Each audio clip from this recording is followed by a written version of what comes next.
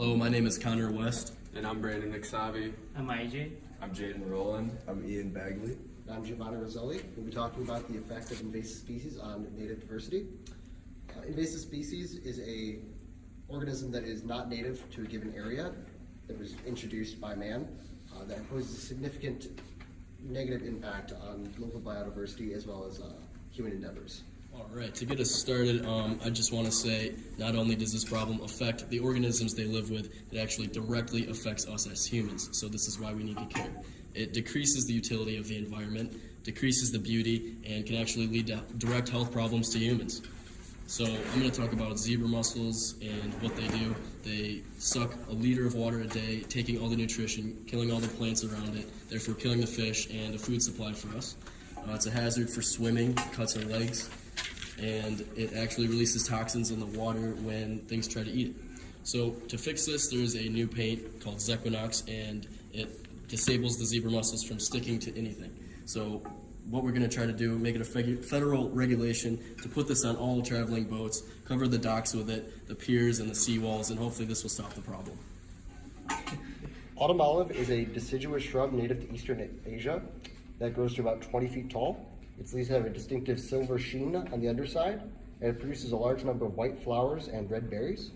It was originally introduced as an ornamental plant, but quickly became a problem in native communities. It can aggressively grow into large single species thickets, reducing native plant species diversity through competition. Without the native plant species which they've evolved to depend on, animal species diversity also suffers. There have been a number of control methods attempted to be used to control the species. Few have worked, but the most successful way to control it is to cut the plant at the base and apply herbicide to the inner cambium of the stump. For increased chances of success, try to apply this in the fall when the plant is trying to bring nutrients inward towards its roots, because it will then bring the pesticide or herbicide in as well. And that is the most effective method. Herbicides such as glyphosate are the most recommended to be used, but others also work. Another invasive plant species that are creeping onto Michigan land are black swallowwort and pale swallowwort. Black swallowwort originates from Europe near the Mediterranean Sea, while pale swallowwort originates from Ukraine. The characteristics of swallowwort, or Sinantium, are either small, purple or pink flowers and long green pods. They are both herbaceous perennial twining vines with clear watery sap. Both species produce pods that split when the fruit is ripe. They produce airborne seeds, meaning that they can self-produce. However, the most common is sexual reproduction, according to Michigan Department of Natural Resources. The problem is these vines invade field and field edges, woodlands, and also, according to Mass Audubon, may interfere with monarch butterfly reproduction, an endangered butterfly species. The threat to humans are less crop hauls, meaning less food. The solution to removing this invasive species involves hand pulling and herbicides. However, both these methods take a great amount of time for it to be successful, and there is also a big possibility that the herbicides can affect the surrounding crops.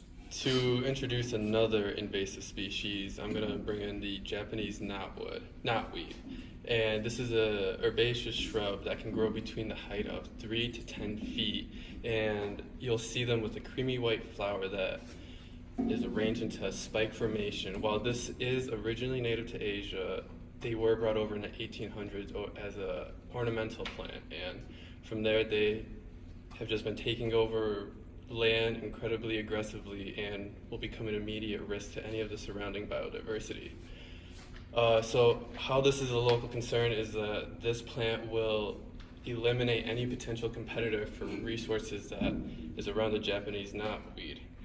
And it'll just outgrow other plants around it, creating a shadow on other crops and gardens, meaning that they could just completely take out, sources of food and for humans and animals.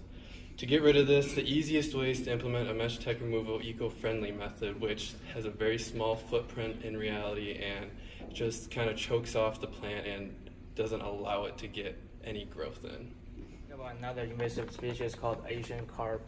The Asian carp were introduced to the United States in 1917s. They were imported largely by fishery and sewage treatment plants. Since they are big eaters and fast reproducers, Asian carp can often outcompete native species with how they share habits and food sources, which can limit the availability and population of native and prized species. And also, if you go out for a fishing trip, be careful, you could get smashed by an Asian carp. And usually for these solutions, government usually use the electric barriers to discourage the migration. However, since we don't know yet whether the Asian carp will prove to be mostly like a huge problem like the zebra mussel, the solution for that still has a long way to go. It's a fishery management and political topic. Invasive plant species to be discussed is garlic mustard. Garlic mustard was introduced from Europe originally as a plant used for food. The species has now become a serious concern in the forests across North America. Garlic mustard is a biennial or winter annual herb that on average grows 2 to 3 feet tall but can reach up to 6 feet tall. In spring, roots and new leaves smell like garlic, hence the name. This weed spreads by a seed and can self-pollinate, helping it rapidly disassociate native plants within their ecosystem and even people's backyards. Although edible for people, it is not eaten by local wildlife or insects. It is difficult to control once it has reached the site. Since it has a high seed production rate, it outcompetes native vegetation and can establish solid growth, even in a relatively stable forest understory with little sun exposure. Garlic mustard also produces chemicals that inhibit the growth of other plants and mycorrhizal fungi needed for the healthy tree growth and tree seedling survival. It is a nuisance to humans due to the fact that the human can become the pollinator when in contact with it.